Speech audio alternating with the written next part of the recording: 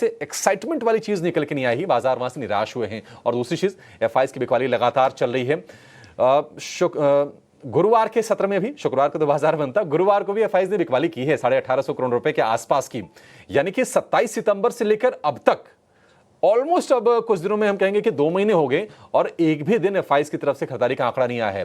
हालांकि बस एक चीज आप कह सकती हैं, अगर आप राहत के तौर पर खोजना चाहें तो जो गुरुवार को एफआईज की बिकवाली का आंकड़ा है वो 1 नवंबर के बाद सबसे छोटा है। 1850 करोड़ रुपए के आसपास के फिगर आए हैं। आपको याद होगा 1 नवंबर को करीब 200 करोड़ रुपए के आसपास की बिकवाली हुई थी, तो ऐसा लग रहा था कि शायद ये रिवर्स चीजें होने वाली हैं, लेकिन ये चिंताएं निश्चित तौर पर बने रहेगी। और इस हफ्ते की बात करें, एनटीपीसी ग्रीन समेत कुछ आईपीओस पर भी बाजार की नजर रहेगी। तो चलिए ये समझने की कोशिश करते हैं कि पिछले हफ्ते चूंकि निफ्टी, सेंसेक्स, निफ्टी बैंक में 2.5% से ज्यादा की गिरावट हमने देखी है और मिड कैप स्मॉल कैप का हाल तो और ज्यादा बुरा रहा है। हालांकि एक ट्रंकेटेड वीक था, छोटा सा हफ्ता था। यह हफ्ता भी अगर हम ट्रेडिंग डेज के लिहाज से बात करें तो उतना ही बड़ा है जितना कि पिछला हफ्ता, यानी कि 4 ट्रेडिंग सत्र हैं इस हफ्ते भी। तो डिम्पी हमारे साथ जुड़ गए हैं। Dimpy, good morning. पहले एफआई से शुरुआत कर लेते हैं और उसके बाद हम निफ्टी बैंक की बातचीत करेंगे। आंकड़ा थोड़ा सा हम कैश में देख रहे हैं, थोड़ा सा कम हुआ है डिम्पी। 1850 करोड़ रुपए की बिकवाली हुई है। हालांकि डीआईएस की तरफ से लगातार ऑफसेट हो रही चीजें, मतलब ठीक ठाक ढंग से। आप जरा ये बताइए कि एफएनओ के आंकड़े एफआईज के क्या कह रहे हैं और लॉन्ग होल्डिंग से क्या संकेत मिल रहा है आज के लिए? देखिए, एफआईज का नंबर इसलिए भी कम हो रहा है, हमने 1-2 दिन पहले भी इसके बारे में बात की थी, क्योंकि ऑलरेडी वो काफ़ी हद तक शॉर्ट है सिस्टम में। अब बहुत बड़े क्वांटम के साथ वो शॉर्ट करेंगे ऐसा लगता नहीं है। अगर वो बहुत बड़ा हिस्सा, यानी कि बहुत बड़ी क्वांटिटी, क्वांटम जिसको हम कहते हैं, अगर उसके साथ शॉर्ट करते हैं तो एवरेजेस जो लॉन्ग शॉर्ट की चलती है मार्केट में वो बहुत ज़्यादा डिस्टर्ब हो जाएगी। ऑलरेडी वो डिस्टर्ब है, वैसे ही लो और ज़्यादा ख़राब हो जाएगी। इसलिए नंबर आपको घटते हुए क्रम में दिखेंगे, बट स्टिल अभी भी सेलिंग है। आप ये चीज़ नोटिस कीजिए, अभी भी सेलिंग है। और ये अक्टूबर के महीने से शुरू हुई थी, जब हमने हैवी डाटा लेके आए थे अंदर सिस्टम में, और उसके बाद से नॉन स्टॉप ये बिकवाली का आंकड़ा आपको कैश मार्केट में दिख रहा है। अब मैं सिर्फ खाली एफ&ओ पे ही आप एक के पॉइंट ऑफ व्यू से और कैश मार्केट के पॉइंट ऑफ व्यू से 1-2 पॉइंट और जोड़ देता हूँ इसके अंदर। देखिए, इस तरह के मार्केट के साथ साथ हमने 200 दिनों की एवरेज के नीचे क्लोज़ किया है।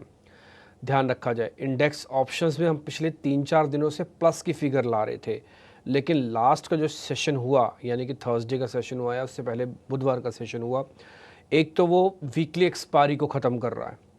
वीकली एक्सपायरी ख़त्म होने से क्या है कि आपके पास एक बड़ा हिस्सा मार्केट में से निकल गया बैंक निफ्टी का। अब आपके पास सिर्फ ऑप्शंस में ट्रेड करने के लिए बैंक निफ्टी का एक ही सीरीज़, एक ही कॉन्ट्रैक्ट रह गए हैं। दूसरा, धीरे धीरे करके निफ्टी के अंदर भी सिंक्रोनाइजिंग अच्छे से हो जाएगी, ऐसी सेंसेक्स के साथ भी होगा। कहने का मेरे मतलब ये है कि एफआईज हैं, जो एफ&ओ में काम करते हैं, उनका बहुत बड़ा एक स्ट्रक्चरल चेंजेस उनको भी फील हो रहा है, क्योंकि ये क्वांटम इतना बड़ा, आप देश की नहीं, आप वर्ल्ड की सबसे बड़ी एक्सचेंजेस हो कॉमर्स इसमें, डेरिवेटिव्स मार्केट्स में, इसलिए वहाँ पे जो कुछ भी होगा उसका इम्पैक्ट आएगा। आपको ध्यान होगा, जब से वीकली ये ऑप्शंस आई मार्केट के अंदर या डेरिवेटिव को रिलैक्सेशन दी गई, इंडियन मार्केट बहुत ज़ोर से चला, क्योंकि हर तरह का पैसा मार्केट के अंदर आया। तो इसलिए पहला पॉइंट, ये जो स्ट्रक्चरल चेंजेस हो रहा है, ये मार्केट इसको कितने अच्छे से अब्जॉर्ब करता है, उसके लिए इसको समय चाहिए। मैंने एक बार भी नेगेटिव और पॉजिटिव वर्ड नहीं बोला, मेरा कहने का मतलब सिर्फ एब्जॉर्ब करना है। वो एब्जॉर्ब कितनी अच्छे से करता है, उसके लिए मार्केट को समय चाहिए। तो इसलिए मैं इसको थोड़ा समय देने के पक्ष में हूँ कि बाज़ार में जो, और अगर मान लीजिए तेज़ी आती भी है तो वी शेप रिकवरी नहीं आनी चाहिए, वो यू शेप रिकवरी होनी चाहिए। वी शेप रिकवरी के अंदर फिर से वही प्रॉब्लम जस की तस रह जाएगी, आपको वापस आना पड़ेगा नीचे। जैसे पिछली बार भी आए 24,200-300 से वापस आए तो आपको 23,500 फिर से देखना पड़ गया। तो ये पॉइंट तो नोटिसेबल है कि आपको यू शेप रिकवरी की रिक्वायरमेंट होगी भी, और वो भी स्लो होनी चाहिए, एक मैक्रो लेवल मैंने बताया। दूसरा, ऑप्शंस का जो नंबर आ रहा है वो बैक टू बैक प्लस का आना चाहिए था, वो नहीं आया, वो जो कि -13,000 करोड़ का नंबर है, ये ठीक नहीं है, क्योंकि अनवाइंडिंग के सिचुएशन को बता रहा है। और हमने ना 200 दिनों की एवरेज को भी ब्रेक किया हुआ है, तो बहुत सारी चीज़ें ख़राब हुई हैं। एक और पॉइंट्स भी आपको बताता हूँ, शायद अब तो आपको याद भी होगा वो पॉइंट्स। एफआईज की जो होल्डिंग है उसमें तो कोई मेजर चेंजेस नहीं है, वो तो सिर्फ 22% के आसपास ही है। I repeat my self, FIIs की होल्डिंग में किसी तरह का कोई खास चेंज नहीं है, वो 22% पे है। रिटेल की होल्डिंग जो है ना, वो 68% पर पड़ी हुई है। ये एक मेजर प्रॉब्लम है, जो चेंज ऑफ हैंड्स नहीं हो रहा। आप इसी से अंदाज़ा लगा लो, एक प्लेयर तो बिल्कुल सुप्त अवस्था में है, वो है डीआईज, वो 45% पे जस का तस है। वो आपके cash is equal to cash को मैच कर रहा है, यानी कि एफआईज के कैश की सेलिंग को डीआईज के कैश की एब्जॉर्प्शन हो रही है। लेकिन जैसे आप डेरिवेटिव्स मार्केट्स में जाते हैं वहाँ पे दिक्कत होती है। अब मैं जरा एफआईज के पॉइंट ऑफ व्यू से एक चीज़ और जोड़ना चाहता हूँ, शायद आप, मेरे को मालूम नहीं आपने डिस्कस किया कि नहीं उसको, वो है सीएलएसए का स्टांस। सीएलएसए की रिपोर्ट्स आपको पता है हर ट्विटर हैंडल पे आगे पीछे घूमी, और वो ये बार बार यही कह रही हैं कि भी इंडिया भी उनकी लिस्ट में है, वो वापस भारत आएंगे। फिर दूसरा एक और ब्रोकिंग हाउसेस की तरफ से भी हमको व्यू पॉइंट पता लगा, उन्होंने भी भारत को लेकर वापस से अपने स्टांस में पॉजिटिवनेस दिखाई है। आई होप सो कि ये जो सीएलएसए का पॉइंट्स चल रहा है या फिर दूसरे ब्रोकिंग हाउसेस का पॉइंट्स चल रहा है, ये अगर इंडिया के पक्ष में आ जाएं, आई रिपीट, क्योंकि एफआईज का ही मामला है, ये अगर इंडिया के पक्ष में आ जाएं तो आपकी 60% प्रॉब्लम्स जो मार्केट की हैं वो काफ़ी हद तक एड्रेस हो जाएंगी। अभी भी मैंने 40% की प्रॉब्लम्स को छोड़ दिया जो कि ग्लोबल मार्केट्स के और आपके इन्फ्लेशन की और आपके फेड चेयरपर्सन ने जो कहा वो सब कुछ के अंदर मैं जोड़ देता हूँ, लेकिन फिर भी 60% ऑफ द प्रॉब्लम्स आपकी सॉल्व हो सकती हैं अगर भारत पे जो उन्होंने बात रखी है सीएलएसए ने, वो इंडियन मार्केट्स में वापस आएँ, या एक दो बड़े ब्रोकिंग हाउसेस वो वापस इंडिया में वापस आ जाएं, जिनको हम टिपिकली एफआईज कहते हैं। अगर वो वापस लौट के आते हैं इंडिया में तो ये बहुत बहुत इंपॉर्टेंट चीज़ है क्योंकि इसी की हमें सबसे ज़्यादा रिक्वायरमेंट है कि हॉट मनी सिस्टम में नहीं है, इसलिए कोल्ड मनी अपना काम नहीं कर पा रही है। तो ये एक हमारी बेसिक रिक्वायरमेंट में से एक बनता है। रही बात लेवल्स की तो अभी मैं आपके सामने रख दूंगा, लेकिन होल्डिंग्स में कोई चेंजेस नहीं है। आज भी 22%, 68% रिटेल के पास और 45% एफआईज डीएस के पास पड़ा हुआ है। बट आई रिपीट, सीएलएसए वाला जो पॉइंट मार्केट के अंदर आया है ये बहुत इंपॉर्टेंट पॉइंट है। आपको रिपोर्ट के हम थोड़ा और विस्तार करके भी बता देंगे आगे भी, और कोशिश करेंगे किसी एनालिस्ट को भी जोड़ के एक बार जरा आपसे उस रिपोर्ट के बारे में पूरी डिटेल ले लें। और लेकिन ये बहुत इंपॉर्टेंट चीज़ है जो हम आपके सामने रखना चाहते हैं, द सीएलएसए पॉइंट। और जेफरीज दोनों ही ओवर द वीकेंड जो है पॉजिटिव रिपोर्ट और पॉजिटिव नज़रिए के साथ उतरे ज़रूर, पर इस बीच डिम्पी निफ्टी पर खास तौर से सबसे पहले समझना चाहेंगे कि क्या कुछ लेवल्स इंपॉर्टेंट रहेंगे, क्योंकि फ्राइडे के सत्र में हालांकि थोड़ी सी बिकवाली या थोड़ी सी गिरावट ज़रूर रही, अभी भी गिफ्ट निफ्टी एक कमज़ोर शुरुआत के संकेत दे रहा है। तो क्या इस गैप डाउन में एक अपॉर्चुनिटी ढूंढनी चाहिए बाइंग के लिए? कैसे देख रहे हैं आप निफ्टी 50 के ट्रेड को आज के लिए? देखिए सृष्टि, लेवल्स की बात इसलिए नहीं हो रही है अब ख़राब हो रही है, वो इसलिए हो रही है क्योंकि आपने 200 दिनों की एवरेज को भी तोड़ दिया। पहले आपके पास क्या था कि हर एक चीज़ का कुछ ना कुछ सपोर्ट होता था। जो 200 दिनों की एवरेज थी वो थी 23,555 और आप बंद हुए हैं 23,532 पे। इसका मतलब आप 200 दिनों की एवरेज के भी नीचे जाके बंद हुए हैं, और ये पहली बार हुआ है, हाँ, कई सालों में, महीनों में ये पहली बार हुआ है कि आप 200 दिनों के एवरेज के नीचे जाके बंद हुए हैं। क्या नीचे बंद होना अपराध है? नहीं, अपराध नहीं है, लेकिन ये खराब सेंटीमेंट का सूचक है। ये उसका रिप्रेजेंटेशन है कि देखिए आप कितने एफर्ट्स कर रहे हो, मैं आपको कहाँ पे लाके कहाँ से कहाँ धकेल के ले आया।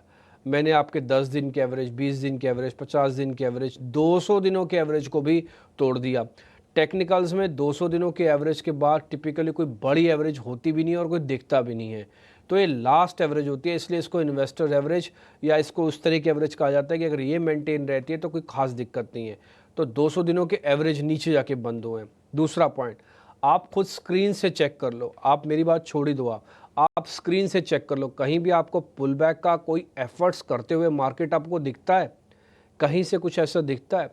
गैप डाउन को अच्छे से प्ले करता है, पुल बैक आता नहीं है, और गैप अप को वो जल्दी फिजल आउट कर देता है। यानी कि जैसी गैप मिलेगा अप का, उसको खोल तो देगा ऊपर, लेकिन उसके बाद धीरे धीरे करके नीचे ले आएगा। ये ताकत की कमज़ोरी की सबसे पहले निशानी है। ये कमज़ोरी है मार्केट के अंदर, उसके पास ताकत नहीं है। ताकत कहाँ से आएगी? आपको बड़ा पैसा चाहिए। बड़ा पैसा किसके पास है? बोले एफआईज के पास है, उनका पैसा चाहिए। बोले एक और पैसा एक और तरीके से हो सकता है, गवर्नमेंट कोई ऐसा काम कर दे या ऐसा कोई स्टेटमेंट दे दे, चाहे देश के प्रधानमंत्री दें, चाहे वित्त मंत्री दें, या कोई और दे, ऐसी स्टेटमेंट दे जो मार्केट को ढांढस बनाए। देखिए आपको चिंता करने की बात नहीं है। मैं कल एक फंक्शन में था रात को, तो वहाँ पे एक सज्जन मेरे सामने बैठे थे, उन्होंने मेरे से कहा कि आप मार्केट में और कितनी गिरावट लगती है, ऊपर तो आ ही जाएगा ना। मैं कहा सर ऊपर तो आना ही है मार्केट को, लेकिन कितनी गिरावट लगती है इसका क्वेश्चन, इसका आंसर ढूंढना मुश्किल है। ये बात तो तय है कि मार्केट ऊपर आ जाएगी, आज नहीं तो 2 साल बाद आएगी, 1 साल बाद आएगी, आ तो जाएगी ऊपर। लेकिन आपका जो समय खराब हो रहा है, आपका पैसा खराब हो रहा है, आपकी अपॉर्चुनिटी खराब हो रही है, आपको दिक्कत हो रही है, वो आपको थोड़ा पॉजिटिवनेस में कन्वर्ट करना होगा। इस दिक्कत को, इस गिरावट को अपॉर्चुनिटी के तौर पर करें। देखिए लास्ट 3 सेशन से सृष्टि हमने बार बार मार्केट में ये बात उठाई है कि एक्यूमुलेशन का समय है। मैंने एक बार भी ये नहीं कहा कि आप भर भर के सौदे लो, नहीं इससे बराबर नहीं गिरेगा, ऐसा कहूँगा ही क्यों। ना मेरे को डाटा अलाउ कर रहा है करने के लिए, और ना ही मेरी आत्मा अलाउ कर रही है करने के लिए कि मैं आपको बोल दूं कि जी नहीं जी अपने घर के भी पैसे ले आओ, अपने एफडीओ के पैसे भी तुड़वा के मार्केट में लगाओ। ऐसा नहीं करना बॉस, गलती से भी। तो आपके पास जो सफिशिएंट फंड है उसी को मार्केट में लगाओ। एक्यूमुलेशन एक वर्ड होता है, इसको हम हिंदी में कहते हैं इकट्ठा करना। धीरे धीरे माल को इकट्ठा करो। खरीदना बहुत सुपर स्पीड से खरीदना अलग बात है, इकट्ठा करना अलग बात है। ये मार्केट में माल इकट्ठा करने का समय है, इसका रिवॉर्ड बाद में मिलेगा। ये कुछ वैसे ही है कि आज आप बीज लगा रहे हो या पौधा लगा रहे हो, आपको बाद में फल मिलेंगे, बट मिलेंगे, ये बात तय है। तो इसलिए पौधे लगाओ, जितने लगा सकते हो आप, छोटे मोटे अपने अनुसार, अपने पैसे के अनुसार लगाओ। शुरुआत करना चाहते हो, बहुत सारे गेस्ट आपको बताते हैं निफ्टी 50 में से अक्कड़ बक्कड़ बम्बे बुक करो, नहीं तो सेक्टर के हिसाब से चुन लो। बहुत सारे शेयर्स ऐसे हैं। मैं शनिवार रात को बैठा था, पढ़ रहा था, तो उसमें मैंने देखा कि एवरेज जो फॉल है वो करीब 7-8, 10% का है निफ्टी 50 के शेयर्स में। तो बहुत होता है 10% का फॉल किसी भी बड़े शेयर्स के अंदर मिल जाना। एक और पॉइंट मैं लेवल के साथ निफ्टी के लेवल्स ख़त्म करूंगा, वो है 23,300 23,500। आज भले अब 78,000 है, लेकिन अभी भी मेरे को फ्यूचर्स में 23,500 दिख रहा है। तो आई होप सो कि 23,500 ना टूटे। ये कोई लेवल नहीं है, ये बस 200 दिनों के पास के लेवल्स हैं, इसलिए नहीं ज़्यादा नीचे जाएं तो ज़्यादा बेहतर है। इसी के आसपास आप जितना मंडराते रहेंगे, चांसेस उतने हैं कि आप ऊपर आ जाएंगे। इसलिए बहुत ज़्यादा नीचे ना जाएं, इसलिए हमने सपोर्ट में 23,500 23,300 रखा है। बस मैक्स टू मैक्स 200 पॉइंट और हमको गिरावट लगती है अगर इसको ठीक होना है। तो अगर ठीक ही नहीं होना फिर तो 1000 पॉइंट की गिरावट भी ड्यू है। रेजिस्टेंस है 23,800 का और 24,000 का, ये निफ्टी के लेवल है। शॉर्ट वगैरह करना नहीं है, बाइंग ऑन डिप्स की रणनीति है। लैब ट्रेड करना, बड़े सौदे लेना नहीं, ये हम आपको लगातार कई दिनों से बता रहे हैं। ठीक है, छोटे छोटे ट्रेड कीजिए और बाजार में ये खुद को टेस्ट करने का, अपने पेशेंस को और अपने कन्विक्शन को, दोनों को टेस्ट करने का ये समय है। निफ्टी बैंक पर आ जाते हैं। 2 दिनों के स्ट्रेट और बड़े फॉल के बाद हमने देखा गुरुवार को थोड़ी सी खरीदारी का आंकड़ा आया, और अब हम ये चर्चा कर रहे हैं कि देखिए तमाम ब्रोकरेजेस की भरोसा लौट रहा है। CLSA का अच्छा कमेंट आया है, जेफरीज का अच्छा कमेंट आया है, इनफैक्ट मूडीज के भी अच्छे कमेंट्स आए हैं भारतीय बाजार को लेकर, भारतीय इकोनॉमी को लेकर। निफ्टी बैंक में क्या करें? क्या आपको लगता है कि 50,000 तो बच गया, अब धीरे धीरे करके यहां से भी समय है कुछ ट्रेड लेने का? देखिए, मैं अगर दोनों के शेयर्स जोड़ दूं, यानी कि निफ्टी के 50 शेयर जोड़ दूं और बैंक निफ्टी के 12 शेयर जोड़ दूं, तो कुल मिला के 62 शेयर है। इन 62 शेयरों में ही FIs का बहुत बड़ा पैसा आता है। इन 62 शेयरों से ही पैसा निकला है, इसलिए आपको इंडाइसिस वीक लग रहे हैं। जो मिड कैप सेगमेंट है उसके अलग कैलकुलेशंस हैं। कहने का मेरे मतलब ये है कि बैंक निफ्टी को भी ये दर्द झेलना पड़ा। एक लेवल पे, एक जगह पर हमको ऐसा लग रहा था कि बैंक निफ्टी किसी न किसी तरह से अपने आप को बचा लेगा, ना केवल लेवल से, कन्विक्शन से। कई बार छोटा भाई भी बड़े भाई को नसीहत दे सकता है, बता सकता है, समझा भी सकता है। हमें कुछ बैंक निफ्टी में वो दिख रहा था, लेकिन पिछले 2 सेशन के अंदर जो बैंक निफ्टी ने लेवल्स खोए, और मैं उसकी बड़ी वजह वीकली एक्सपायरी का ख़त्म होना भी मानता हूँ, क्योंकि बैंक निफ्टी का वीकली एक्सपायरी निपट चुकी है। अब आप 1 ही नवंबर सीरीज़ के कॉन्ट्रैक्ट में काम करोगे, फिर देन दिसंबर सीरीज़ के कॉन्ट्रैक्ट में काम करोगे, तो जो बड़ा पैसा मूव होकर आता था बैंक निफ्टी में, वो थोड़ा पीछे हटा है। दूसरा पॉइंट, बैंक निफ्टी में क्या डैमेज बहुत ज़्यादा है या फिर अपॉर्चुनिटी बहुत ज़्यादा है? तो मैं बोलूँगा दोनों हैं। अभी डैमेज पूरा नहीं हुआ। कैसे होगा सर, ये कैसे आप बता रहे हो? देखो 49,750, 49750, आई रिपीट 49750, इसका 200 दिनों का एवरेज है।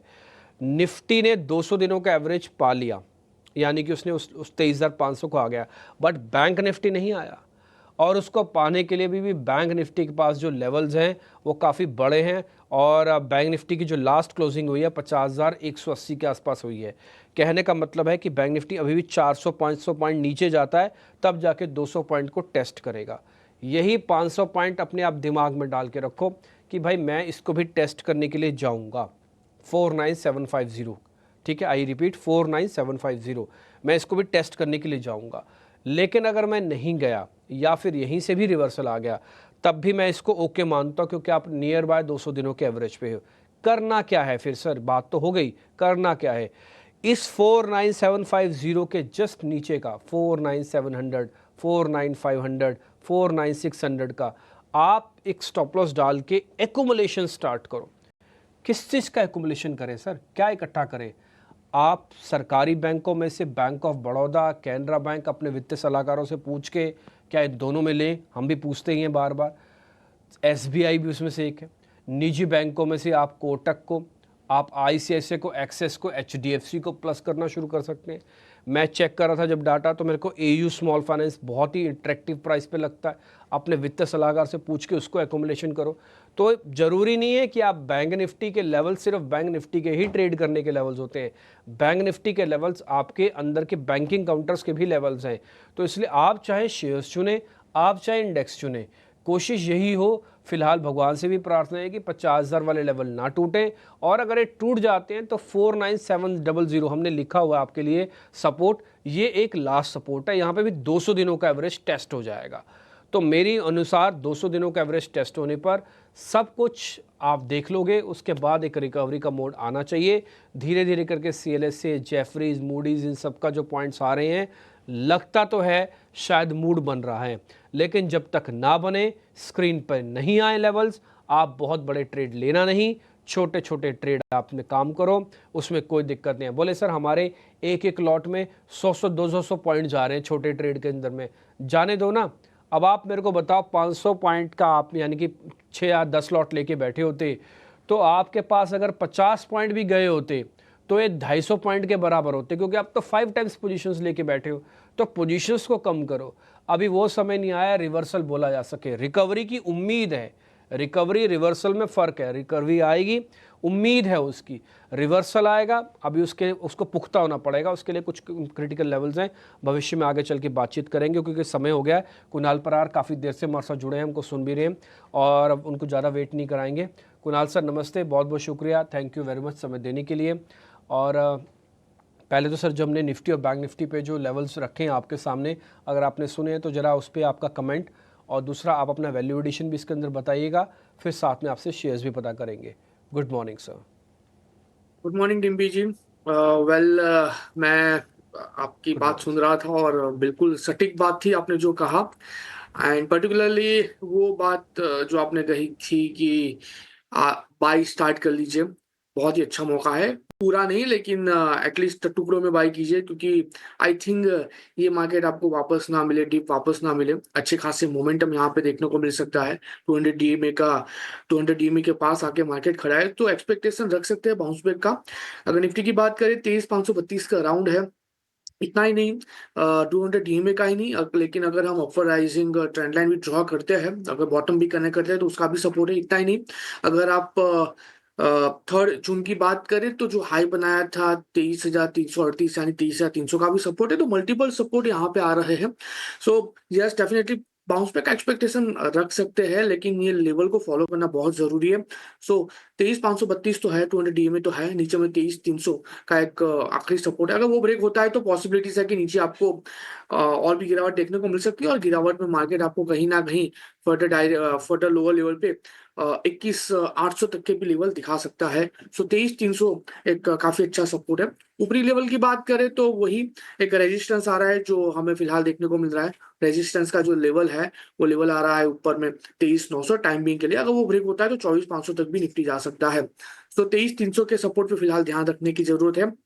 बात करते हैं निफ्टी बैंक की, तो निफ्टी बैंक फिलहाल जिस हिसाब से अभी ट्रेड कर रहा है, उसमें भी जो मोमेंटम अभी हमें देखने को मिले है, वो मोमेंटम के बेस पे जो सपोर्ट फिलहाल है वो 200 DMA का काफी अच्छा सपोर्ट है। सपोर्ट की बात कर लेते हैं, 52,500 का सपोर्ट है, जो जो सपोर्ट है वो है 49,700 का है, जो 200 DMA का है। और उसके बाद का जो सपोर्ट है वो 49,600 का है, जो इसका रिसेंट का बॉटम है। तो बैंक निफ्टी में भी मल्टीपल सपोर्ट है। अगर ये सपोर्ट ले लेते हैं तो ऊपर में 52,500 तक के लेवल हमें बैंक निफ्टी में देखने को मिल सकते हैं। सो डिम्पी जी, हम ये आशा रख के चल चल सकते हैं, ये होप रख के चल सकते हैं कि दोनों इंडेक्स फिलहाल अच्छे खासे सपोर्ट पे है, नियर टू सपोर्ट है। अगर बाउंस बैक आता है तो आपने जैसा कहा एक अच्छी खासी रैली पर्टिकुलरली वो लार्ज कैप स्टॉक में देखने को मिल सकती है जो पीटे हुए है और जो फंडामेंटली भी काफी अच्छे हैं। सपोर्ट्स के